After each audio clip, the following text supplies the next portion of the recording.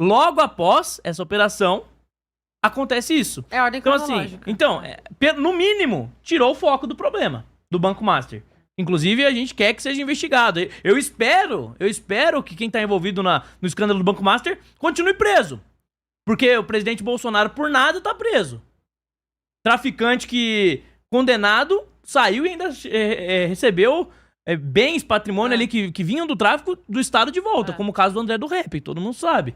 Então, assim, vamos ver. Espero que nesse caso, pelo menos, a justiça do Brasil valha alguma coisa. Mas eu te garanto que mesmo que prendam alguém dessa história do Banco Master, ninguém vai ser condenado a 27 anos. Nenhum deles. Não vai, crime financeiro, né? É potencial inofensivo. Agora, você desvia bilhões, quebra muita gente e não dá nada. Inofensivo pra quem? Exatamente. Não, e sem contar que, assim, a parte que deixa todo mundo triste é saber que teve o tanto de gente que comemorou. Gente postando foto fazendo churrasco, gente tomando cerveja, gente no Twitter, mas um monte de indireta. Júnior, vamos lá. Comemoraram quando o Bolsonaro levou a facada? Pois é. Comemoraram quando tentaram dar um tiro no Trump? Comemoraram o tiro do Charlie Kirk? Não vão comemorar a mera prisão do cara? Eles não Se ele tivesse... Se acontecer alguma coisa e ele morrer, vão soltar mais fogo de artifício do que final de seleção. E o que os energúmenos não percebem, o que eles não conseguem entender, é que não se trata de gostar ou não do Bolsonaro.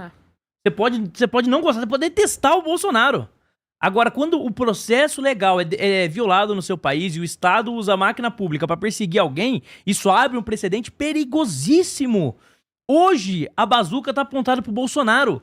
Amanhã, quem garante que não vai estar apontada pra mim? Aí que tá, já esteve apontada pra eles antes. Na época do Lula, os petistas chamavam o Alexandre de Moraes de golpista. Pois é. O que mais tinha era petista chamando Alexandre de Moraes de golpista. Quero ver ter coragem pra falar agora. Exatamente. A gente tem tweet de Flávio Dino criticando e questionando urna eletrônica. O Flávio Dino... Então, eles já estiveram do outro lado também. O Flávio Dino, que teve o escândalo lá na compra de respiradores, se eu não me engano, no Maranhão. E o caso caiu na mão de quem quando ele virou ministro? Exatamente. Então, é um circo. é um circo. Aí a pessoa comemora. Tipo assim, quem tá se lascando não é o presidente Bolsonaro, é a gente. É a gente que tá se lascando. Na mão de uma elite que deveria guardar a Constituição e trata a Constituição como apenas um utensílio. E eles recorrem a ela quando é necessário. Quando não é necessário, eles simplesmente descartam aquelas partes da Constituição que não convêm. Como, por exemplo, no caso dos presos do 8 de janeiro, você tem a necessidade da audiência de custódia.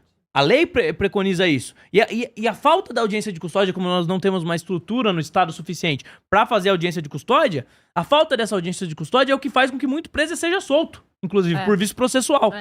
Mas no caso dos presos do 8 de janeiro, não valeu.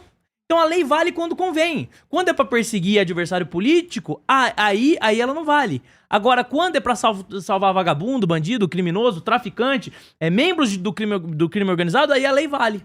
Aí a lei é usada pra isso. Então, é isso que tem que ficar claro pras pessoas. Não é uma questão de Bolsonaro, que não é uma questão de democracia, de Estado de Direito. Cara, quando a gente olha, a gente pensa que tem 3 anos já quase que o pessoal do 8 de janeiro tá lá. 3 anos. 3 anos. Tem o caso daquela mãe, e eu vou me esquecer o nome dela agora, perdão. Mas tem uma mãe de 7 filhos que tá presa no 8 de janeiro até hoje.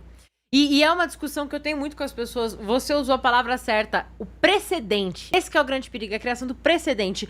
Se você chegar em qualquer pessoa na rua, qualquer petista com boné do MST e bandeira de arco-íris, e você perguntar, você acha que um pichador tem que ser condenado a 14 anos de cadeia?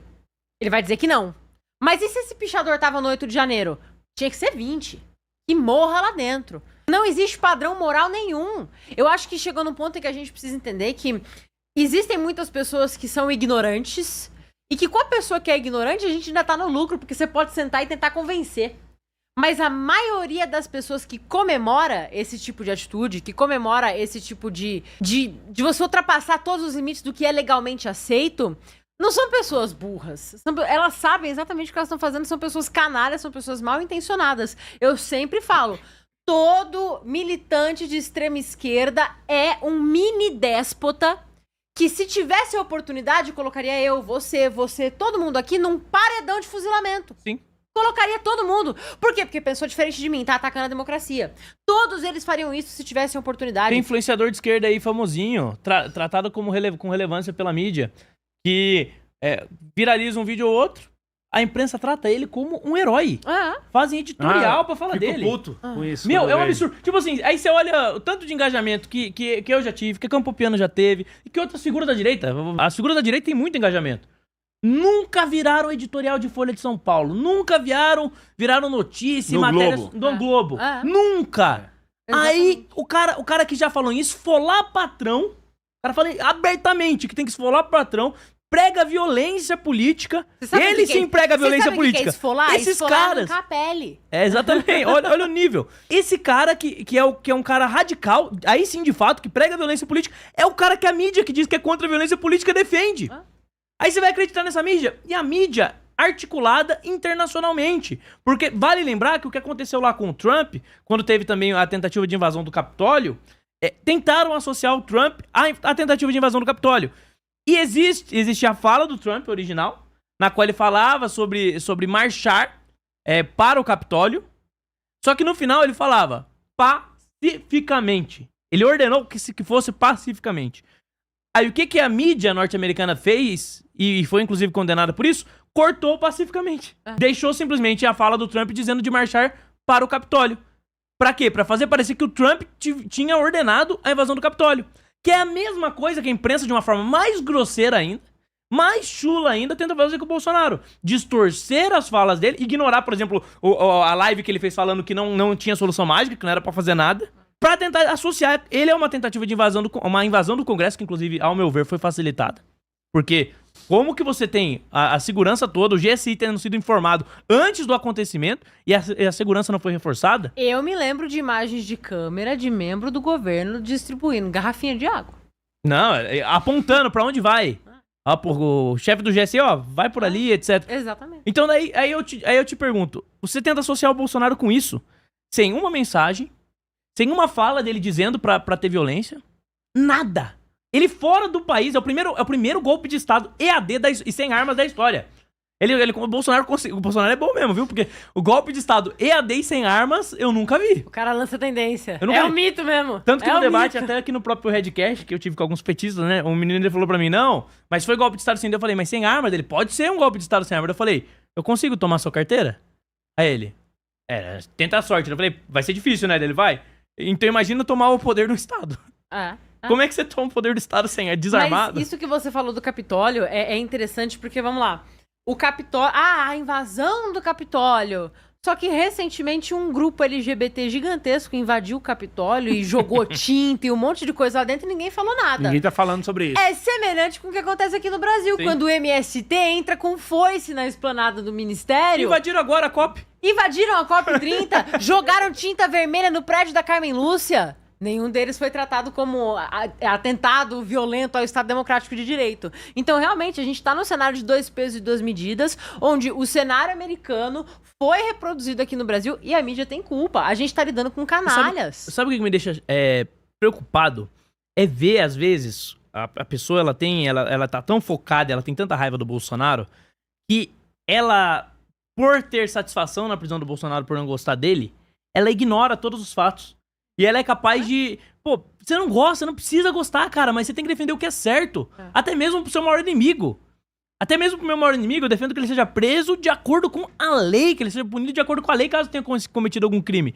Não... Por quê? Porque se eu simplesmente permito que o Estado use a sua força, o Estado tem o monopólio da força, que ele use essa força que ele tem monopólio pra perseguir pessoas, essa força basta mudar a chavinha, basta mudar quem tá no poder e essa força pode ser usada contra mim. É por isso que, de acordo com a nossa lei, de acordo com a teoria do que deveria ser o Brasil e do que deveria ser uma democracia, antes da democracia você tem um conceito chamado Estado de Direito. O que significa Estado de Direito? Significa que toda a estrutura do Estado ela tá subordinada à lei, está subordinada àquilo que subordinada ao direito. Então, o direito vem antes da democracia, o Estado de Direito vem antes da democracia. Então, é mais importante você respeitar a lei e ter a consciência de que os ministros do Supremo Tribunal Federal, presidente da República, deputados, senadores estão abaixo da lei, do que você simplesmente ter o voto popular.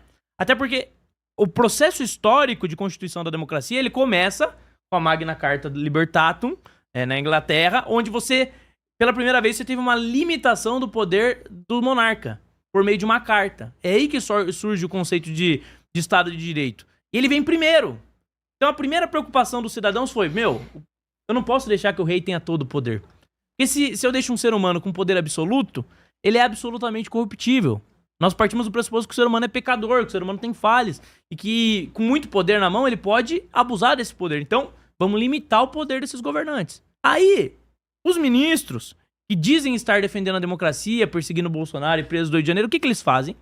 Eles deixam de ser tutelados pela lei e passam ao bel prazer a perseguir pessoas, à revelia da lei. Obrigado por assistir até o final.